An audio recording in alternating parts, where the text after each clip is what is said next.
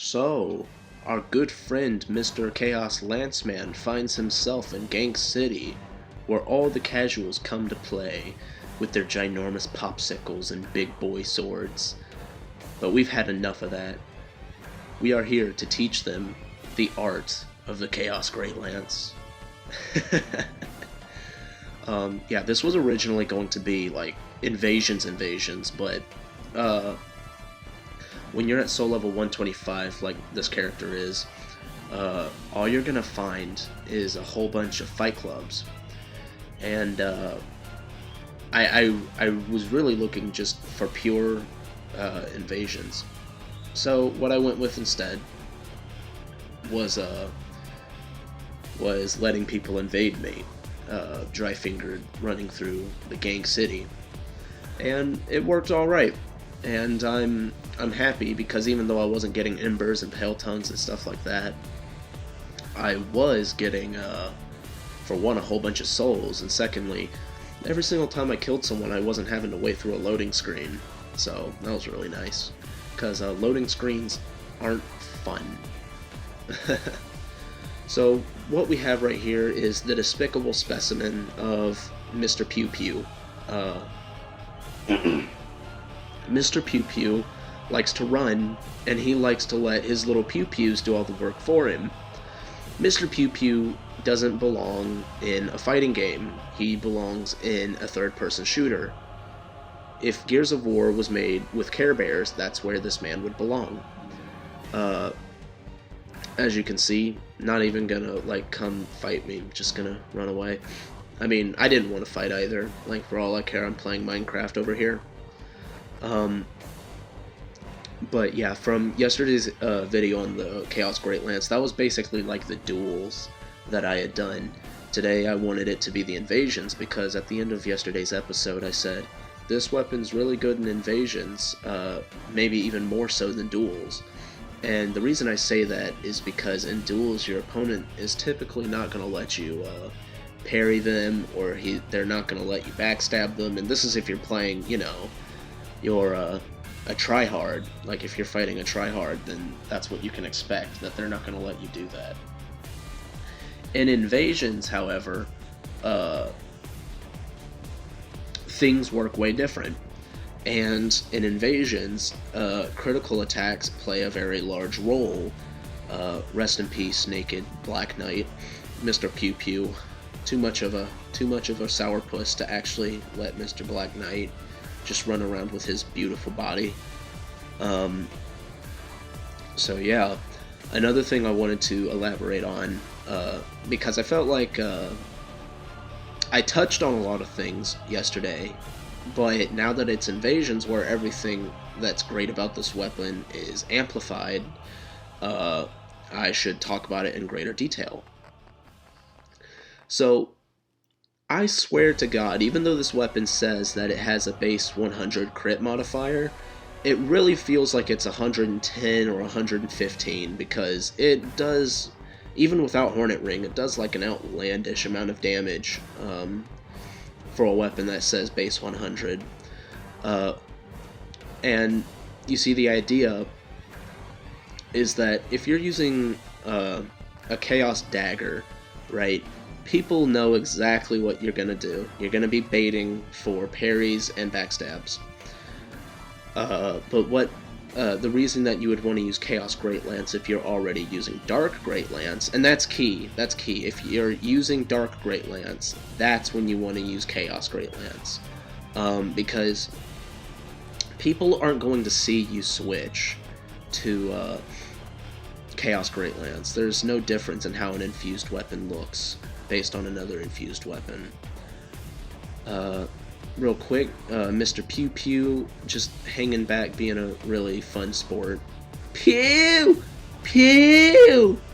Just can't get enough of his just pew pews. Like, I'm trying to be nice about it, but Mr. Pew Pew can go. If only he was just a red invader, then he would be actually doing me more of a help than harm. So, yep, just backstab that attempt. Chaos Great Lance just... Mr. Pew isn't gonna be pewing anymore. uh, gotta love fighting sorcery. But you see, the thing that makes the Great Lance so great is that it's a slower weapon, but it has the same backstab startup as a dagger, right? So that's what started to get me thinking, like, of this idea of Chaos Great Lance, is because you can punish Estus. Oh, thanks to Mr. Havel, retard over here, helping me in this 1v3. I don't know if he did that on purpose, but still pretty funny. Yeah, the lag that day, because I recorded this yesterday, was rather bad. I was able to get only a couple parries compared to what I was supposed to. Speaking of, I did not expect to get that. Dark Souls 1 looking ass with these parries in here. Having to parry like 3 seconds before it actually connects. But yeah, because, like, if it's a weapon, like your typical Ultra, an axe or a hammer, or a fist weapon that has that slower startup animation for a backstab, it's not near as viable of a critical weapon. But you see, the huge difference, and the reason I say that is because when your opponent is chugging Estus, and I'm not very good at this myself, someone that is extremely good at punishing Estus with a backstab is an invader named Stray Curtis. I'm not saying he's the only one, but he's a really good example. He does it in almost every single one of his streams. Yeah, listen, people, do not switch weapons to those frickin' stupid meme swords. Those things are awful. Don't switch those. They're not gonna make you invincible. If anything, they're just screaming, "I want to lose." But you see, this faster animation allows you to punish ultras better, lets you punish healing. It lets you punish anything that you can punish with a dagger or a straight sword. And that's, and considering that it does so much damage on a critical hit, and they don't see you switch to a Chaos Great Lance, it really works in your favor if you're using this weapon, because they don't expect it. Now, if you're gonna do this, I wouldn't suggest telling anyone. Like, if you're in a group of like your friends are playing and they're like, "Wow, why'd you just one-shot me with Chaos Great Lance?" Don't tell them you're using this thing, because then they'll try to adapt. The entire idea of Chaos Great Lance is reaping the best benefits to win. So yeah, on the topic of critical attacks, I think that is that. Mr. Twin Axe is over here, a little bit bloodthirsty. But he also decided that he does not like being a healthy chap. Almost one-shot him without a counterattack on the combo, the Wombo combo. This red is trying to make it to where I can't heal, but I'm sorry, my friend. I'm not stupid enough to run into that. It's funny, because if you're paying attention, the Eldritch Faithful is the only one that's not taking me on right now. The reason I say this is funny is if you're aware of, like, the infamy of Eldritch Faithfuls, you know that they're typically the first to gank, you know? So, and it's like, this guy wasn't the only one. Like, even people that I didn't record, the Eldritch Faithfuls were the more kind invaders, which was extremely odd, if you ask me. But hey, I'm not going to complain. Makes it to where they're not as despicable as they have been ever since launch. So, good on you, Eldritch Faithfuls. Good on you. This doesn't apply to all of them, though. It's just that there seems to be a growing amount that are doing so. So, don't come at me with that stuff, Mr. Flinring man. Actually, I also saw a lot of Flinring builds. I don't know if that's like a growing trend. But yeah, while I was invading, just a whole bunch of those builds. This man, I ain't having none of it. Get roll caught, get pointed down arena on. That's what you get for ganking a lone host. Now that's exactly what I wanted. I wanted to be ganked, but that's almost like if you're not full hollow, which obviously that man was, that's almost like an honor system. Is like that's something you could expect from the Bloodshades, is just ganking a lone host, even though that goes against what they're for. You know, honestly, that makes me wonder if the Bloodshades are still a thing. It'd be cool. Honestly, I wish From Software would just come back and give this game another patch, change up the meta, so a lot of people would come back, keep the game alive longer. But they've proven that they don't want to do that. Feel the thrust, the penetration.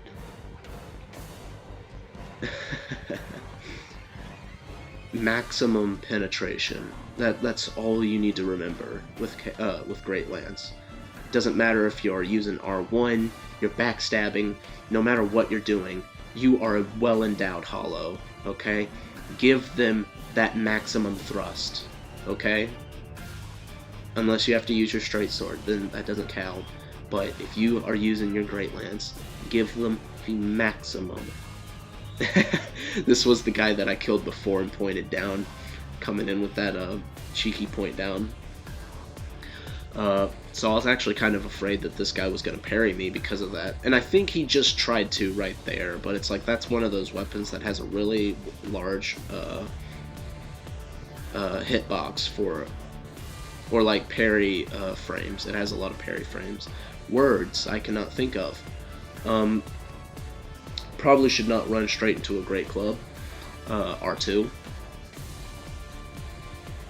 So yeah, another thing I want to touch upon is the tech that I had mentioned yesterday for only about 20 seconds.